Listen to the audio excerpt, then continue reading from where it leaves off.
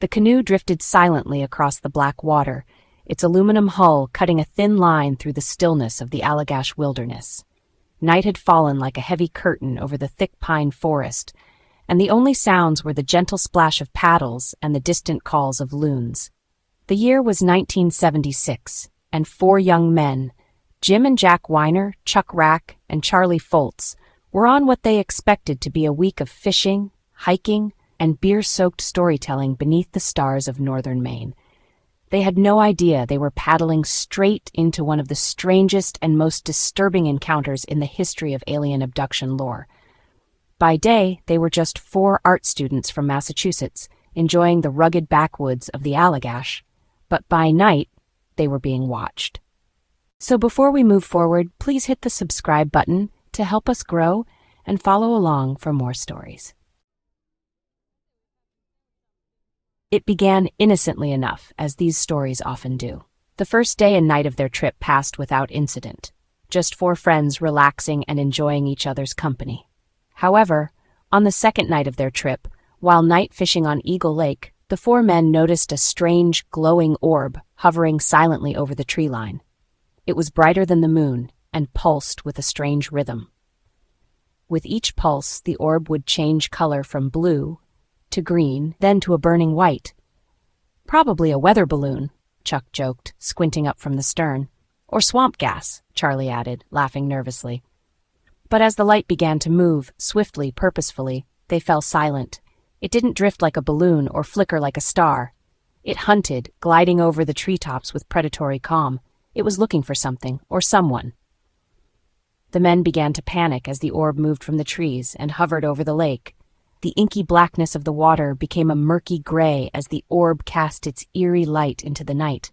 Terrified and unnerved by the strange glowing light that seemed to be honed in on their boat, the men dropped their fishing gear into the canoe like it was on fire. Jim, ever the responsible, level-headed one, began rowing in blind terror. The men had nearly reached the shoreline when everything went black. The 4 friends came to, as if waking from a shared dream. There was a pile of smoldering embers, long since burned down, though none of them recalled building a fire. Neither did they have any recollection of paddling back to shore or climbing into their sleeping bags for the night. They were all bone-tired, as if they hadn't slept for ages. Drenched in cold sweat, they looked blankly at one another, pale, shaky, and confused. "What the hell happened?" Charlie whispered, clutching his chest as a sharp pain shot up his shoulder and into his neck. "We were just fishing, and then... I don't know." Jim trailed off, unable to recall any more details from the night before. He shook his head slowly as he racked his brain for any scrap of memory. The friends didn't talk about their experience, at least not at first. Perhaps it was the experience of being in the woods late at night. Maybe they'd had too much beer. Or maybe it was just a collective hallucination, although that's not exactly how hallucinations work. It wasn't until weeks later that the dreams began. For all of them. Each of them began experiencing nightmares at the same time, terrifying dreams of being paralyzed, unable to move, though feeling desperate to get away, unnerving dreams of floating above the ground while staring into a bright light. They dreamt of being surrounded by tall, spindly creatures with oversized heads and coal-black eyes that stared straight into their minds, reading, no stealing their thoughts. In the dreams, the 4 were naked and afraid, standing under intense light in a sterile, metallic room. Cold metal instruments prodded and pierced them as they stood frozen in terror. They were examined like lab rats, their thoughts siphoned through some unseen psychic vacuum. "I could feel it inside my skull," Jack later recalled, "like it was peeling open my mind and flipping through the pages. I couldn't stop it. I could only observe it as it searched through even my most intimate thoughts." The dreams intensified, and the men began waking up screaming. Sleep became a curse instead of an escape. Relationships suffered. Paranoia began to set in. Eventually, in desperation, Jim reached out to a UFO researcher. That led them to Raymond Fowler, a respected investigator known for his work on alien abductions. Fowler proposed hypnotic regression, a technique often used to uncover repressed memories. After some consideration, the four men agreed to give it a try. What they uncovered was more terrifying than anyone expected. Under hypnosis, the men recounted nearly identical stories. The light had descended upon them, engulfing their canoe. A blinding beam had lifted them from the water into an aircraft hovering above. Inside the craft, they were separated, thoroughly examined, and subjected to what could only be described as invasive medical procedures. Charlie described a small, grayish being who had inserted a long needle into his groin, allegedly to extract a sperm sample. Chuck remembered a bizarre device being placed over his chest as if scanning his lungs and heart.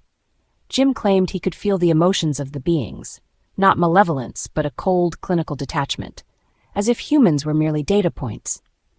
They weren't cruel, Jim said in an interview, but they didn't care either, like we were nothing more than ants they were tagging. Each man in different sessions confirmed the other's accounts with disturbing accuracy. The story made national headlines. The four men became minor celebrities in the UFO world, giving interviews, speaking at conventions. They passed multiple polygraph tests. Their stories never wavered. Skeptics scoffed, of course. They always do. They called it a hoax, a shared hallucination, mass psychosis. But the consistency of the accounts, the psychological toll, and the passage of time, with not one of the four breaking ranks, makes this case one of the most compelling in abduction lore. Even the skeptics had to admit, if it was fake, it was the best rehearsed hoax in history. This is where the rabbit hole deepens. Let's go down it. Some theorists believe the Allagash incident was part of a government experiment in psychological warfare or MK-Ultra-like manipulation. What better test subjects than four rural campers with no military connections? Others suspect the men were genuinely abducted, not by aliens, but by advanced Black Ops units simulating alien encounters. It would explain the memory loss, the dreams, the trauma. A human-made horror show dressed up in extraterrestrial drag. Still others say the truth is even stranger, that the Allagash isn't just a forest, it's a portal zone, a place where reality becomes thin and other dimensions bleed through. The light, a crack in the simulation. The abduction, a glitch in the programming. One Reddit user claimed they visited the Allagash site and experienced a sudden, overwhelming sense of being watched by something alive that didn't breathe. We don't know. Maybe it was just a shared dream. Maybe they mistook an ordinary helicopter for a UFO. Maybe they were bored art students trying to punk the world. But if that's the case, why stick to the story for 40 years? Why endure the ridicule, the skeptics, the probing questions, pun intended? Maybe they were telling the truth, or maybe they were victims of something worse than aliens, the unknowable, the unexplainable.